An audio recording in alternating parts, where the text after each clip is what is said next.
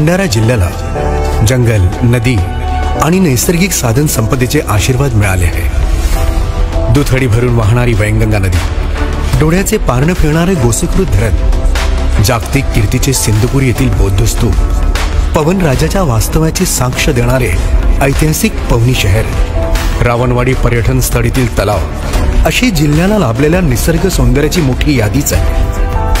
भंडारा पवनीमधील या सर्व निसर्ग सौंदर्याचा विकास करून या स्थळांना पर्यटन स्थळे म्हणून विकसित करण्याच्या दृष्टीने एक महत्त्वाचे पाऊल आमदार श्री नरेंद्र भोंडेकर यांनी टाकले आहे। राज्य सरकारकडून निधीची कमतरता पडू न देण्याचा विश्वास घेऊन भंडारा आणि पवनीच्या पर्यटनाच्या दृष्टीने विकास करण्याचा विडा आमदार भोंडेकर यांनी उचलला आहे। त्यांच्या या प्रयत्नातून भंडारा पवनी विधानसभा क्षेत्राच्या पर्यटनाच्या दृष्टीने विकास तर होणारच, शिवाय येथे स्थानिक रोजगाराच्या अनेक संधी देखील निर्माण होणार आहेत।